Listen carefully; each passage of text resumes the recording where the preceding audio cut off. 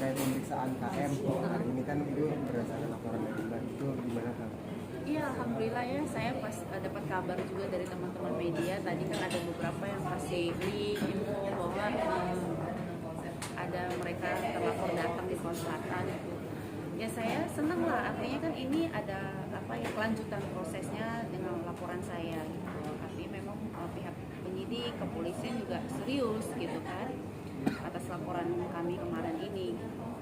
Ya saya lagi menunggu lagi gitu tahap berikutnya setelah mereka sudah diperiksa itu apa seperti apa kan saya menunggu, makanya saya update terus dengan pengacara gitu ya. Artinya dari pihak saya sudah selesai semuanya, saya sudah menyerahkan barang bukti, chatting, foto-foto semuanya dan kontrak saya gitu kan. Karena kalau mereka bicara saya kerjasama kerjasamanya maksudnya apa nih gitu ya kan. Kalau kerjasama kan kayak saya kontrak dengan beberapa brand ambassador itu kan juga kerjasama ya kan gitu. Cuman kalian harus tanya gitu kerjasamanya saya dengan mereka ini bentuknya apa gitu. Kalau bentuknya saya brand ambassador artinya kan memang saya tidak terlibat dalam aplikasinya, penerimaan uang, apa yang apa kantornya aja saya nggak tahu gitu. Memang seperti orang memang layaknya brand ambassador aja, disuruh foto, disuruh upload, disuruh promo, disuruh ikut launching segala macam. Nah itu tugas saya kan. Udah selesai. Selebih dari itu saya nggak tahu lagi gitu. Bagaimana saya bekerja sama dalam bentuk project mereka. Saya aja yang pernah masuk uang yang diminta uang saya pribadi 100 juta yang masuknya ke rekening pribadinya istilahnya seorang aparat ini, itu pun saya pribadi aja nggak dapat aplikasinya, itu uang saya loh gitu ya kan. Artinya memang saya tidak tahu project mereka itu seperti apa gitu. Saya hanya ibaratnya hanya sebagai artis brand ambassador yang dikontrak, yang mengikuti mereka adalah udah kamu promo ya, kamu foto ya, kamu launching ya, itu aja gitu. Tapi dengan adanya kecurigaan saya di awal bahwa brand ambassador saya nggak dibayar, jasa saya nggak dibayar, terus juga uang saya yang 100 juta nggak tahu aplikasinya bagaimana, nggak ada laporan juga setiap saya minta. Ya artinya kan memang saya akhirnya berpikir ada indikasi tidak beres. Nah begitu saya laporkan kemarin di Polres Selatan dengan munculnya berita, akhirnya kan memang banyak investor yang merasa ini nggak benar, dengan protes minta dikembalikan uang itu gitu ya. Nah saya juga masih ada di dalam grup Angel Token itu karena apa? Saya harus memantau gitu. Saya lihat memang banyak mereka janji-janji mau mengembalikan uang itu, bahwa dia akan mengembalikan, akan merefund itu semuanya. Tapi sampai detik sekarang banyak juga yang protes bahwa itu semuanya tidak terrealisasi gitu kan. Nah artinya kalau orang bilang mau mengembalikan ya berarti kan dia merasa memang ada yang nggak beres dong gitu kan. Nah itu aja sih, nanti selanjutnya ya kita tunggu aja proses ini seperti apa. Tadi sayangnya KM tidak memberikan keterangan lebih jelas itu. Kelvin, kan udah dipanggil jadi sebut aja namanya Kelvin.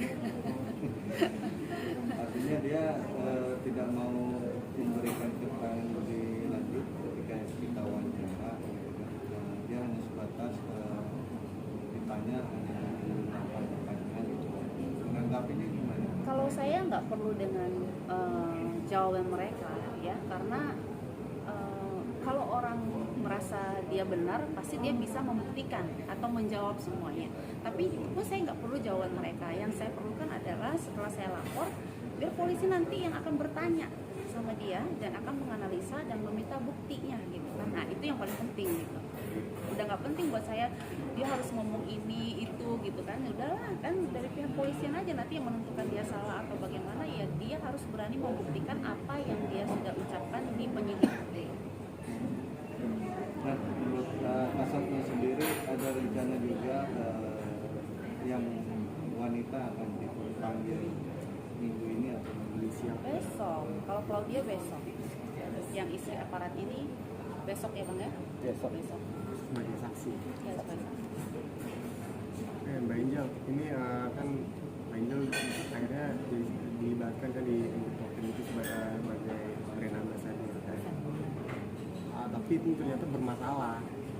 Ada gak sih efek kayak nama Mbak Angel merasa tercemarkan atau gimana? Itu pasti dong ada ya, karena nama saya dipakai di Angel Token ini dan saya mau melaporkan ini kan juga ada ini loh, ada beberapa komen-komen dari saya nggak tahu itu investor atau netizen atau apa istilahnya gitu ya, karena saya nggak kenal juga. Tapi kan komentarnya di beberapa brand ambassador saya yang lain, seperti misalnya contoh brand ambassador kecantikan yang udah kontrak dengan saya, ini kan brand besar gitu.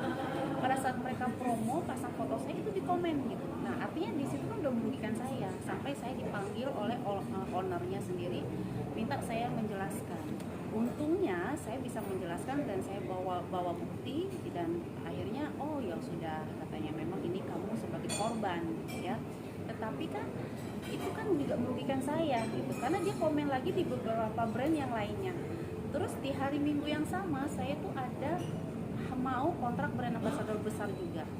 Waktu itu saya pernah cerita ya Bang ya, gitu yang saya mau kontrak itu. Tapi mungkin karena ada berita ini mereka jadi mempertimbangkan gitu. Nah itu kan juga merugikan saya ya.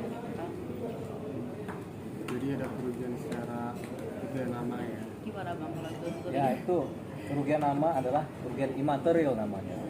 Ada dua jenis kerugian. Kerugian pertama material, fisik, ya, uang, benda, harta. Kerugian kedua adalah imaterial, suatu keadaan yang berpotensi rugi, baik nama baik, kredibilitas, harga diri, terus kemudian potensi keuntungan ke depan, potensi bisnis karena rusaknya nama baik. Itu kerugian imaterial. Itu bisa dinilai dengan sejumlah uang, tapi susah. Kira-kira seperti itu. Bang, ada rasa kekhawatiran nggak sih Bang dengan pemanggilan pemeriksaan KM sendiri nih akan berbeda gitu dengan keterangan dari klien sendiri sebagai klien Abang? Jadi begini, selaku kuasa hukum dari Menjel, tentunya kami di tingkat pertama kami mempercayai apa yang disampaikan oleh Mbak Angel, apalagi disertai dengan fakta-fakta yang disampaikan oleh Mbak Angel, termasuk saksi-saksi, kemudian bukti-bukti yang ada, sehingga kami bisa meyakini bahwasanya apa yang disampaikan adalah natural, artinya benar ya, terjadi. Tinggal kita akan melihat sejauh mana proses ini bergulir di penyelidikan. Kalau ditanya tadi apa pertanyaannya? Saya lupa. Ada rasa kekhawatiran nggak sih nanti kalau ada rasa berbeda khawatir, gitu, keterangannya? oh nggak ada khawatirnya kalau saya. Kalau dalam berperkara kami selaku pengacara nggak ada khawatirnya. Biasanya perkara benar atau salah pun kami nggak khawatir karena kami melakukan upaya menerangkan keadaan hukum, gitu. Jadi nggak ada khawatir. Apalagi benar ya Bang. Benar. Semuanya kan beda. Khawatir itu kalau ditinggal pacar tuh kita khawatir. Ya. Tapi ini enggak. Jadi kita kalau berpengacara ya nggak ada khawatirnya. Yang penting fakta-fakta adalah jelas, bukti-bukti adalah jelas, saksi adalah jelas, sehingga kita bisa menganalisa dengan baik dan mudah-mudahan benar.